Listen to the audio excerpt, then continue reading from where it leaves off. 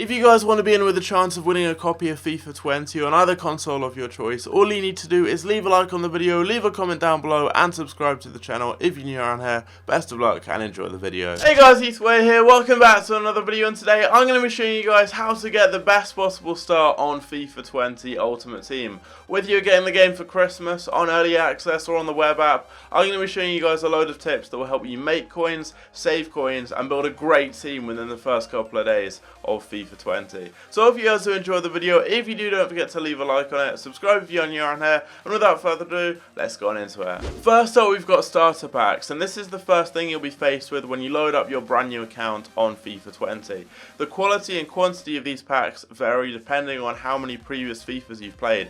If you're brand new to the franchise, you're going to be given one or two fairly average packs made up of primarily bronzes and silvers. But if you've played a lot of FIFAs in the past, like myself and many of you guys, you'll be rewarded for that with a good number of packs, including plenty of gold players and a handful of rares in there as well. So you stand the chance of potentially getting one or two decent players, and I think on the whole, for an average player, you can expect to get around 15 to 20k back from your starter packs. Now what's very important is that you don't immediately quick sell anyone from these packs. Go through and compare the price of every player you've got, regardless of their quality, regardless of whether they're a bronze, silver or gold. Check the price for them, because we've got a lot of SBCs. When a new game comes out, you've got the advanced SBCs as well as the basic ones, and they require bronzes and silvers as well as players from random leagues and nations, and they'll often have good value. So if you sell them, you can get a lot more coins back than if you were just to quick sell them. So always check the prices of all of those players, and it's always worth selling them, even if it's for an extra 50 coins or so.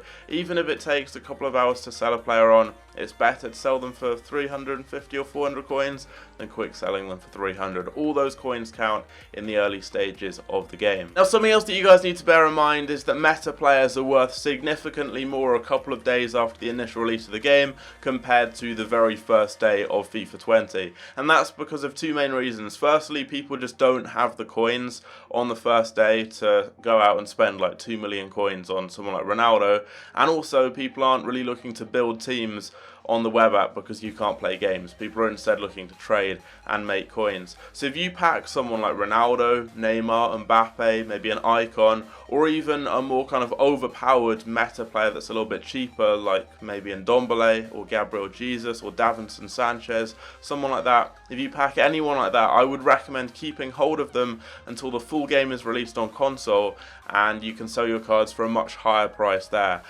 You could sell them on the web app a little bit earlier if you just want the coins to trade. It's up to you, but bear in mind they will be worth a lot more a couple of days later. I remember back on FIFA 19 I packed Rafael Varane in my starter pack, and he was worth like I think about 40 or 50k on the web app. When the full game came out, he was like 200k. So that's something to bear in mind. If you guys do pack anyone good, make sure that you keep hold of them for the first few days of the game. They'll rise in price and you can sell them for much more. Next up is something very small but can really help you guys out, especially if you're on a low budget, and that is daily rewards on the web app. And it's something a lot of people ignore because you can get anywhere from 150 to 5,000 coins, and pack rewards varying from a bronze pack to a 7.5k pack for simply logging onto the web app once a day. Now people will do this for the first couple of days of the game, but as soon as they get it on console, they ignore the web app. But typically for the first week or two of the game, EA hand out these rewards every single day. All you need to do is just log on, claim your reward, and then you can go back to your console. And it's always good getting some free packs and free coins, especially when you're just starting out. It can really give you a boost. Now once you've got a few coins together from opening your starter packs, it's time to start trading and making coins. Now if you know what you're doing, it's easy to make 1 or 200k within the first couple of days on the web app, and with that you can start investing and building a great team, and that will give you a huge head start on the rest of the competition. Now as we get closer to the release of FIFA 20, I'm going to be doing plenty of in-depth videos on my favourite trading methods on the web app. But just to briefly go over some of the most effective, you've got, for example, the silver bid method, where you just set your quality to silver, maximum price to around 150 coins, and bid on any players from good leagues and nations or with good stats. You can do the same with gold cards as well, but obviously setting your quality to gold, and your maximum price to about 350 coins. And you've also got sniping, which is so effective. And there are so many great sniping filters. One of my favourites that always works very well in the early stages of a new game is Premier League or any major league, and either left or right backs, and you can snipe cards for 400 or 500 coins and quickly flip them for up to 1,000, and you're making so many coins so quickly. And with some of those methods and plenty of the others that I'll be showing you guys over the next couple of weeks, you're set to make yourself an easy 100k or so within the first day or so of the game. Now once you've built up a good coin total from trading, it's time to start investing in some players, and this is where the profit really starts to come in. One of my favourite investments to make in the early stages of a game, whether it be on the web app or early access, is picking up the non-informed versions of future ones to watch items. Now the ones to watch squad is typically released when the full game comes out on console, and that is I think the 27th of September, and that gives you over a week of the non-informed versions of those players being in packs. And if you look for meta players that are going to be popular, so someone like Ferland Mendy for example at Real Madrid, he's likely to receive a ones to watch item, and he's going to be one of the most popular left backs on the game, as he's probably the best option in that position, especially on a lower budget. For both France and also in La Liga. He's also a hyped new transfer, so people are going to want to try him out. Now if you pick him up in that first week or so where he's available in packs as a gold card and hold on to him in your club, not only is he going to rise in price when the full game is released simply because he's a meta player that people want to use, but he's then no longer going to be in packs for the first week of the game once it's fully released, because his ones to watch item will be in packs instead. So that regular gold one will be out of packs, so there's going to be a decreased supply of it. The demand is going to be huge, so he's going to shoot up in price, and you often see these cards go up by 3 or 4 times, especially for the lower end ones. Someone like Mendy, who's not going to be super expensive as he's low rated. You've got loads of cards that are going to rise. Someone like João Cancelo is another example. If he gets a ones to watch item, and I believe we will have the ones to watch squad announced before the release of FIFA 20, you're going to see him shoot up because he's going to be one of the most popular right backs on the game. There are loads of players that are going to be in that ones to watch squad, and the majority will be very good investments. You just need to pick them up before the full release of the game, whether it be on the web app or early access. Keep a hold of them for the first week or so when the ones to watch squad is released, and you can just sell them a day or two before the ones to watch squad goes out of packs, and that way you'll be getting the most coins for your players and making a load of profit. Another great investment is Team of the Week 1 informs. These cards always tend to be fairly inexpensive in the early stages of the game simply because people don't have many coins, but after a week or so of being out of packs they shoot up in price, and pretty much anyone from the first Team of the Week is a good investment, whether they have an amazing card that people are going to be using in game and are maybe a little bit more expensive, whether they're a discard price inform. There are loads of good options. Regardless of your budget, you'll be able to find someone that will suit it and that will go up in value. I remember, for example, last year, I believe we had Ryan Fraser in the first Team of the Week, a Premier League inform, and he was going for about 10 or 11k. That's just unheard of, having discard price Premier League informs, especially when they have decent stats, and he did actually have some good stats across the board, really good pace, good dribbling, and he was a usable card. He was very cheap early on, but as soon as he went out of packs, he rose to being about 20k or so. I remember I picked up a load of him and made a ton of coins. It was a very easy investment. These are very safe cards to pick up because you often have a lot of discard price players. Anyone from a good league or nation or with semi-usable stats will always rise up, and especially if it's a meta card, and especially if it's a defender, because they don't get many informs. I remember, for example, on FIFA 18, Antonio Valencia got a Team of the Week card in the first Team of the Week. He was about 40 or 50k. He rose to being 100k a week after he'd gone out of packs, and after a month or so was going for 350k because he was the best right back on the game, the best right back in the Premier League, and as he was a defender, he wasn't likely to get many other informs, and in fact didn't get any others for the rest of the game and retained that huge value. So always look out for any discard price informs, players from good leagues and nations, and meta players in that first Team of the Week. Pick them up and you can make yourself so much profit. The final investments I'm going to be talking about are for Player of the Month. We're going to have the Premier League and Bundesliga Player of the Month returning, and I think we may have La Liga as well. I've heard a lot of rumours about it, and EA have now got the rights for La Liga. They've been working closely with a lot of La Liga clubs and players,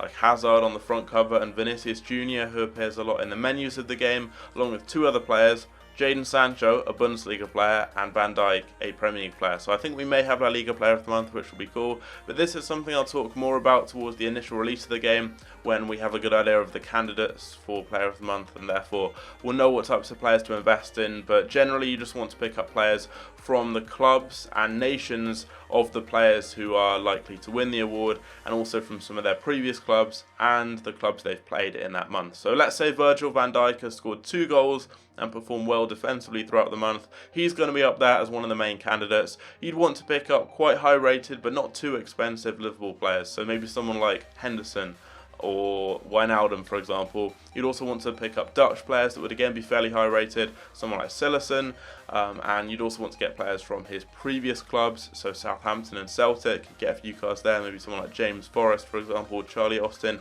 a few cards like that. And then you'd also want to pick up some cards from the teams that he's played against throughout that month. You can also get cheap Premier League informs and cheap informs from the Netherlands as well, if you were looking at Van Dijk, for example, and then you've got the same obviously for the Bundesliga and possibly for La Liga as well.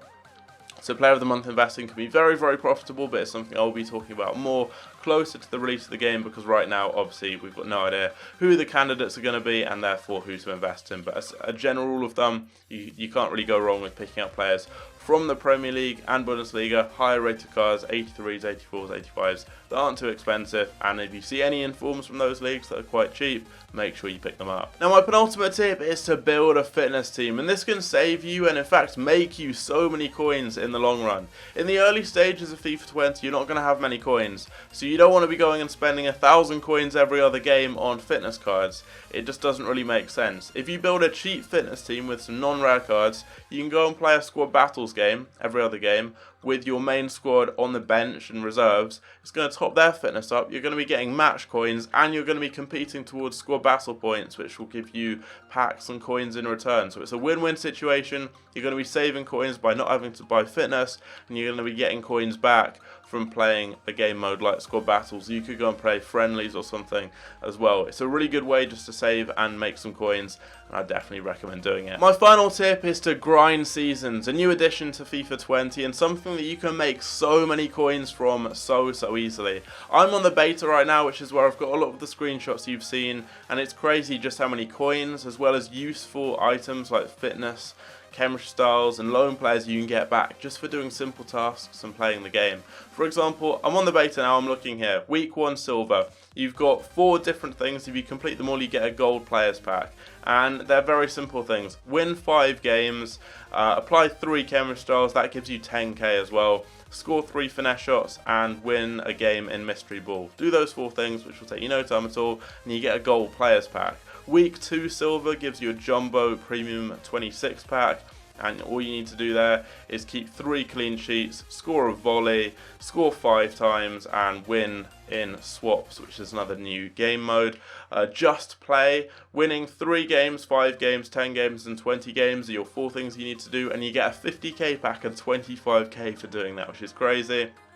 You've got Max Chemistry, where if you win a match in Max Chemistry, another new game mode, you get a gold pack. You get a rare mega pack for winning a match in Max Chemistry using a player from the Premier League, La Liga, Bundesliga, Serie A and Ligue 1. And then finally, if you win a match in Max Chemistry using a player from France, Brazil, England, Italy, Germany, Argentina, Portugal, Netherlands, Colombia and Belgium, you get a 50k pack, and completing all 3 of those gives you another 50k pack. Like, it's crazy. You can get insane rewards very early on, and that's just scratching the surface. There's literally like about 20 of these season objectives for you to do. You've got milestones, so right now for the milestones you have to score 25 chips, I believe. Is it 25? No, it's 100. You have to score 100 chips, headers, bicycle kicks and finesse shots. You get an ultimate pack, so 125k. You've got foundations, which are the very basic things you need to do.